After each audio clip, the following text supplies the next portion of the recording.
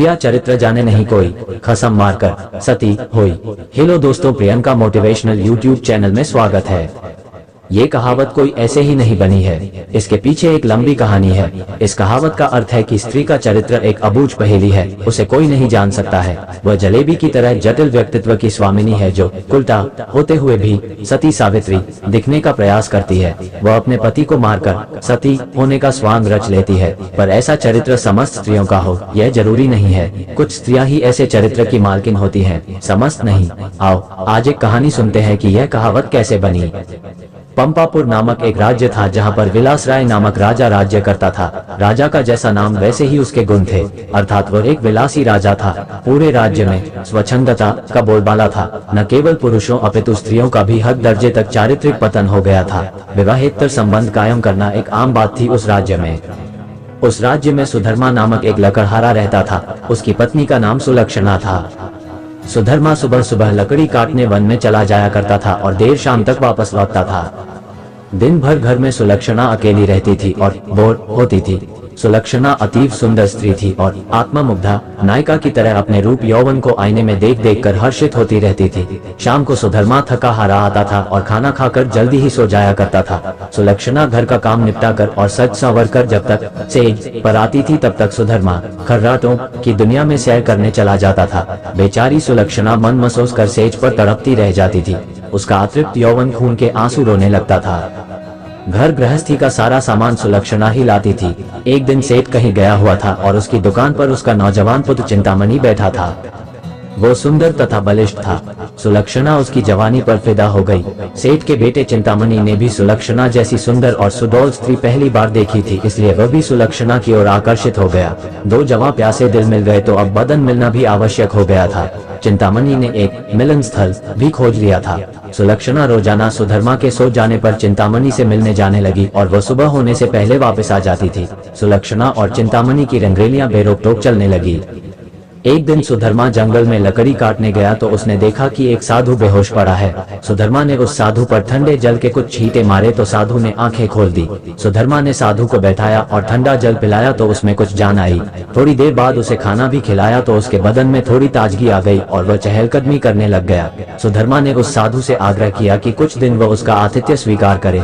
सुधर्मा के आग्रह को साधु महाराज टाल नहीं सके और शाम को वे साधु महाराज सुधर्मा के साथ उसके घर आ गए।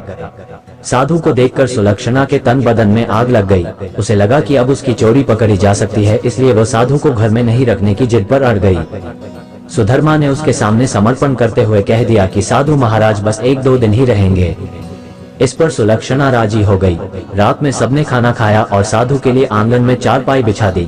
सुधर्मा खाना खाने के तुरंत बाद ही सो गया था, लेकिन सुलक्षणा की आंखों में नींद कहाँ थी। वहाँ तो चिंतामणि की सूरत बसी हुई थी। उसका मन उड़कर चिंतामणि के पास चला गया था, मगर बदन तो सुधर्मा के घर में ही पड़ा था। यौवन को मन से ज्यादा तन की जरूरत होती है। सुलक्षणा को अपना बदन जलता हुआ महसूस होने लगा। उस आग बुझाने के लिए उसे चिंतामणि के सागर की आवश्यकता थी। सुलक्षणा उठी और उसने देखा कि सुधर्मा खर्राटे ले रहा है। तब वह साधु के पास गई। साधु भी चुपचाप लेटा था। सुलक्षणा ने उसे सोता हुआ जाना और फिर वो बंद संवर कर चिंतामणि से मिलने के लिए चल दी। साधु एक अनजान व्यक्ति के घर में ठहरा था और सुलक्षणा ने उसे बड़ी मुश्किल से घर में रहने दिया था, जबकि उसने यहाँ रहने के लिए कहा ही नहीं था।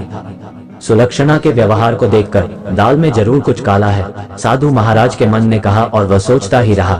इसलिए उसे नींद नहीं आई और उन दोनों के क्रियाकलाप देखता रहा। जब सुलक्षणा उसके पास आई तब वह दम साध कर चुपचाप लेटा रहा। उसने सुलक्षणा को बंद संवर कर कहीं पर जाते हुए देख लिया था, मगर वह चुपचाप पड़ा रहा। उसने ये भी देख लिया था कि भोर होने से पहले ही सुलक्षणा वापस आ गई थी। उसे अब सारा माजरा समझ में आ गया था। दूसरे दिन सुधर्मा जब जंगल से लौटा तो साधु ने उसे अपनी पत्नी से सावधान रहने को कहा और यह भी कहा कि उसकी पत्नी किसी से मिलने रात को कहीं जाती है। इस पर सुधर्मा को सुलक्षणा पर बहुत गुस्सा आया और उसने सुलक्षणा को मारा पीटा भी बहुत। उसने सुलक्षणा को एक खंभे से बांध दिया और सो गया। सुधर्मा के मकान के पड़ोस में हरिराम नाई रहता था, जिसकी पत्नी का नाम सुशीला था। सुलक्षणा की तरह सुशीला भी एक चरित्रहीन स्त्री थी। उसका भी एक यार था। चूंकि दोनों एक ही नाव पर सवार थी, इसलिए दोनों घनिष्ठ सहेली बन गई थी। दोनों सहेलियां एक दूसरे के संदेश लाने ले जाने का काम भी करती थी, इसलिए दोनों स्त्रियां एक दूसरे के प्रेमियों से भलीभांति परिचित थीं। उस रात जब काफी देर तक सुलक्षणा नहीं आए तो चिंतामणि को चिंता होने लगी। वह भागा भागा सुशीला के पास आया और सुलक्षणा को बुला लाने के लिए सुशीला से कहने लगा। सुशीला सुलक्षणा के घर गई तो उसे खंभे से बंधा पाया। तब सुलक्षणा ने सारी कहानी बता दी। सुशीला ने चिंतामणि का संदेश सुलक्षणा को दिया तो सुलक्षणा ने अपने बंधे होने की मजबूरी बता दी। इस पर सुशीला ने कहा, ऐसा कर, मैं तेरे बंधन खोल देती हूँ, तू चिंतामणि से मिला तब तक मैं यहाँ बंधी रहूंगी। उसके इस प्रस्ताव पर सुलक्षणा की बाछें खिल गई और वह अपनी जगह सुशीला को बांधकर चिंतामणि से मिलने चली गई। साधु महाराज ये सब खटराग देख सुन रहे थे, मगर वे चुपचाप खाट में दम साधे पड़े रहे। रात में जब सुधर्मा की नींद खुली तो उसे सुलक्षणा पर थोड़ी दया आई और उसने सोचा कि उसने कुछ ज्यादा कठोर रूप धर लिया है, अब सुलक्षणा को खोल देना चाहिए। लेकिन मन ने कहा, अगर वह फिर से अपने प्रेमी से मिलने चली गई तो अब इस सवाल का कोई जवाब नहीं था उसके पास। उसने सोचा कि इस बार यदि सुलक्षणा वचन दे दे कि वह अपने प्रेमी से मिलने नहीं जाएगी, तब वह उसे खोल सकता है। सुधर्मा ने जोर से आवाज लगाई, कलंकिनी, अगर मुझे तू यह आश्वासन दे दे कि तू उससे मिलने नहीं जाएगी तो मैं तेरे बंधन खोल दूंगा। लेकिन वहाँ पर तो सुलक्षणा नहीं अपितु सुशीला बंधी हुई थी। सुशीला ने सोचा कि यदि वह कुछ भी बोलेगी तो उसकी आवाज से सुधर्मा को पता चल जाएगा कि वो सुलक्षणा नहीं कोई और है, तो फिर सारा भांडा ही फूट जाएगा। इसलिए वो कुछ नहीं बोली और चुप रही। उसके इस तरह चुप रहने पर सुधर्मा को गुस्सा आ गया और उसने गुस्से में आकर कुल्हाड़ी फेंक कर दे मारी। कुल्हाड़ी सीधी सुशीला की नाक पर जाकर लगी और उसकी नाक कट गई। वो अंदर ही अंदर सारा दर्द सहन कर गई, मगर उसने एक भी कराह नहीं निकलने दी। कुल्हाड़ी फेंक कर मारने से सुधर्मा का गुस्सा थोड़ा ठंडा हो गया और वह सो गया। उधर सुलक्षणा आज जल्दी ही वापस आ गई और जल्दी जल्दी सुशीला के बंधन खोल डाले। तब सुशीला ने अपनी कटी हुई नाक दिखाई और सारा वाकया सुना डाला। सुलक्षणा ये देखकर और सुनकर कांप उठी, मगर अब क्या हो सकता है। सुशीला अपने घर को चली गई और सुलक्षणा फिर से उसी खंभे से बंधी खड़ी हो गई। साधु बाबा चारपाई पर पड़े पड़े ये सारा क्रिया चरित्र देख रहे थे। थोड़ी देर बाद जब सुधर्मा की नींद खुली तो उसने अपनी पत्नी सुलक्षणा से फिर कहा, देख, तू अब भी मुझसे सच सच कह दे और मुझे यह वचन दे दे कि तू फिर कभी उससे मिलने नहीं जाएगी तो ठीक रहेगा, नहीं तो जिस प्रकार मैंने तेरी नाक काटी है अब तेरे दोनों कान भी काट दूंगा। फिर तू नकटी और बूची हो जाएगी, तब तेरा घर से निकलना ही मुश्किल हो जाएगा। इन शब्दों को सुनकर सुलक्षणा के षड्यंत्रकारी दिमाग में एक युक्ति सूझी। उसे पता था कि नाक उसकी नहीं सुशीला की कटी है और इस बात का पता सुधर्मा को नहीं है। इस नासमझी का फायदा उठाना चाहिए।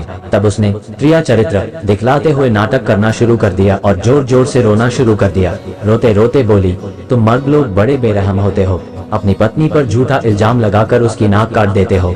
मैं कोई कुलटा स्त्री नहीं हूँ जैसा कि तुमने मुझ पर आरोप लगाया था। मैं एक पतिव्रता स्त्री हूँ और मैं आज तुम्हें ये सिद्ध करके दिखा दूंगी कि मैं कितनी सती, नेक और पतिव्रता हूँ। ऐसा कहकर उसने आसमान की ओर देखा और भगवान को संबोधित करते हुए बोली, हे प्रभु, हे माता गौरी, हे समस्त देवी देवताओं, हे दसों दिशाओं, आप सभी मेरी बात ध्यान से सुनो और मेरे साथ न्याय करो। मैं यदि तन मन और वचन से एक पतिव्रता और सती स्त्री हूँ तो मेरे पति ने मुझ पर बदचलन होने का आरोप लगाकर जो मेरी नाक काटी है वह नाक फिर से जुड़ जाए और एक पतिव्रता स्त्री क्या होती है ये पूरे जग को पता चल जाए। और वह ओम नमो भगवते वासुदेवाय नमः का जाप करने लगी। सुधर्मा ये सब देख और सुन रहा था। अभी 3-4 बार ही मंत्र का जाप हुआ था कि सुलक्षणा चीख पड़ी, मेरी नाक जुड़ गई, मेरी नाक पहले जैसी हो गई। हे भगवान, तेरा लाख लाख शुक्र है जो तूने एक पतिव्रता स्त्री की लाज रख ली और मुझ पर बदचलन होने का झूठा आरोप जो मेरे पति ने लगाया था उसे खारिज कर दिया। मैं आपका यह उपकार जिंदगी भर नहीं भूलूंगी भगवान। और उसने नीचे धरती पर झुककर भगवान को प्रणाम किया। तब तक सुबह हो गई थी। सुधर्मा को उसकी बातों पर विश्वास नहीं हुआ, इसलिए वह उसके पास गया और उसकी नाक को छूकर देखा, वह पहले जैसी ही थी। वो सुलक्षणा को आश्चर्य से देखता ही रह गया और अपनी गलती पर पछताने लगा। उधर सुशीला ने अपने चेहरे पर एक कपड़ा इस तरह लगा लिया कि नाक दिखाई नहीं दे। सुबह होने पर नाई हरिराम अपनी दुकान जाने लगा तो उसने अपनी पेटी संभाली। उसमें एक बड़ा वाला उस्तरा नहीं था। उसने सुशीला से कहा कि बड़ा वाला उस्तरा ला दे। सुशीला नाक कटने से चिढ़ी हुई सी थी तो उसने हरिराम की तरफ एक चाकू फेंक दिया और कहा, ले, ये ले तेरा बड़ा वाला उस्तरा। बड़े वाले उस्तरे की जगह चाकू देखकर हरिराम का पारा 7वें आसमान पर चढ़ गया। उसने अपनी पेटी खोली और एक छोटा उस्तरा निकाला और उसे सुशीला की ओर फेंक कर मारा। सुशीला की चाल कामयाब हो गई। वह यही तो चाहती थी। उसने उस्तरा हाथ में पकड़ा और जोर जोर से चिल्लाने लगी, अरे मेरी नाक काट दी, हाय मेरी नाक काट दी। उसकी आवाज सुनकर अड़ोसी पड़ोसी आ गए और वहां भीड़ लग गई।